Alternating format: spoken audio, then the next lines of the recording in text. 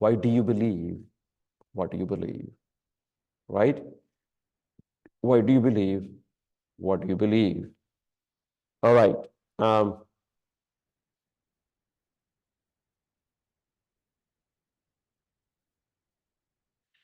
Now, let's look at point number 4 here. As people talk about their faith, they always wanted to brag. You look at every religion, they wanted to say that their religion is more rational, more logical, right? This is what almost all the people want to show. You take Islam, all what you listen. We are more logical. We are more reasonable. Go to Hinduism, they're trying now to make it more logical. Go to Christianity, they also sometimes do the same. We are more logical. Yeah. So when unbelievers talk about intelligibility, right? Press the unbeliever about preconditions of intelligibility. In any argument, we are here to press unbeliever. Okay, what is the condition of intelligibility? What is that is the prerequisites of intelligible reasoning and freedom. Anyone talk? Okay, what is? Okay, 1 second. Somebody's. I'll do that.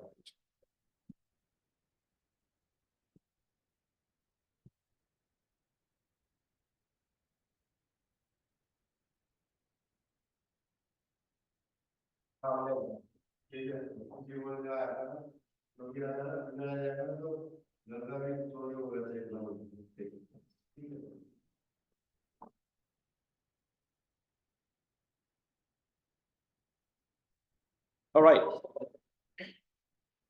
So, press the preconditions for intelligibility. Okay. Now, Evangeline, one of the greatest apologists, was careful to say that presuppositions are not merely unproven axiom, but preconditions of intelligibility. Okay, that is, we want first to know what do they believe, right? Anyone to let them state what do they believe. Otherwise, they can fool you. If you don't want to be fooled, right? So if you say, I believe that there are many gods, right? Yeah, that is, look at that. They begin by saying, I believe that there are many gods. That is a presupposition, right? Someone says, I believe that God doesn't exist. That is a presupposition. I believe Allah is true God. Presupposition. I believe Jesus Christ is true God. Presupposition. I believe Jesus Christ is a small God for Jehovah's Witnesses and other people. Presupposition. I believe Buddha is a God. Presupposition. Or someone says, I believe Om is true God. It's a presupposition. So let them make their presuppositions, right? That is the first thing in any argument, right? When people argue, see, when people make an argument, you need to ask, okay, what do you believe? What do you believe? As such, they can be demonstrated by reducing the position of one's opponent to absurdity and by arguing that the opponent, in order to make any intelligible contribution, must and in fact does borrow from Christian worldview to do so. Now, as anyone make argument, these people cannot argue a true statement or support their claim without a Christian background, Christian worldview that we will see. So again, this should not be confused again with an evidentialist proof of God's existence, but an indirect demonstration that all people wittingly or unwittingly assume God's existence. Mostly, right? Most of the people believe that there is a God. I believe in God, true God. And I believe there is one true God. I was listening to a talk on the presidential candidate in the US. Someone has got an Indian origin, Vivek Ramaswamy, and he was saying, I believe in one true God, right? He's a Hindu. So there is, people who look at that idea and would say, oh, wow, he believes in a true God, because maybe most of the Westerners think that Indians have many gods. How come that you believe in one true God, right? How can Indian can say like that? And he's boldly claimed that he's a Hindu. Now, if you really look into the Hinduism, that is right. They believe there are many gods, but they can choose their God. They can choose their favorite one and claim that this is my God. So there are various ways you can come up here. So, and that is the reason. See, in people in India has no problem to believe that Jesus is God. No problem, because there are many gods and Jesus is one among them. What's the problem? You see 33 million gods and goddesses. Why not? So Jesus is also. It's not an issue, right? So now anyone who says that I believe such and such, right? Any worldview must simultaneously and consistently explain and integrate the following things, right? Now, anyone who tells that such and such, I believe, right? I believe, or I don't believe in God, someone says, that's a presuppositional statement. Then they have to explain following questions.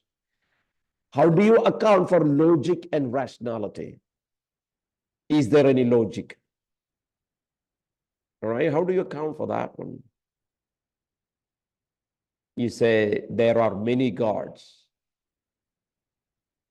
How can then explain it rationally? Rationally. How it is possible that there can be many, that many like rival gods. Rival gods. How can it happen? Right? Then, how do you account for the uniformity of nature? Now, you said there are many gods. How do you account the uniformity? How this nature, goes forward uniformly? How do you account? How do you explain? How do you account for abstract concepts and general laws? You have come up with a lot of laws, right? And laws, what to do, what not to do, especially maybe general laws related to the nature itself. Let's look at what is your basis? From where do you explain? How do you explain that one? How do you account for prescriptive moral absolute? Do not murder. Do not kill. Do not lie. How do you account? Maybe there are times problems are there. Maybe you are saying that do not tell lie, but your God tells lie. How do you count? How do you explain moral absolute? You say there is no God. How do you explain that morality? Who determines what is right? Killing a person is wrong. Murdering a person is wrong. Who determines it's wrong? From where did you get that rule? How do you account for freedom that transcends the biological material? Freedom that transcends. Talk about thinking. Man as a thinking being. Of course, we know that atheists would say man is social animal. But generally, people believe that we have got soul and a material part.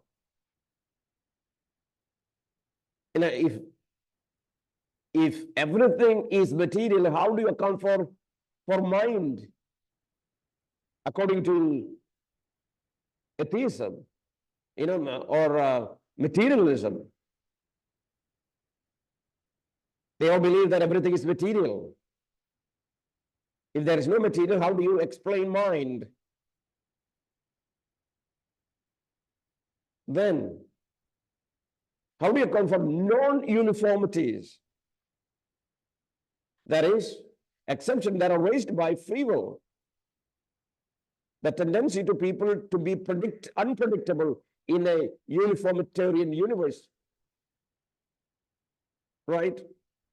Okay, there is a natural law, you say, everything is, you can predict. So how do you explain unpredictability? Explain. How do you account for human dignity? You talk about, I know you wanted to kill the babies, but at least you, in your work, you're not treating other humans as animals. In your own community, you honor people. Why do you honor people? What is your basis? What is your basis? From where did you get this? How do you account for human uniqueness from your religion? Why do you say you are the most important in this world? How do you account for the origin of life from your religion? How do you explain? And we know that atheism really wants to talk about Big Bang and things like that. How come things that was once a chaos turns into order? How things that were a chaos turns into order?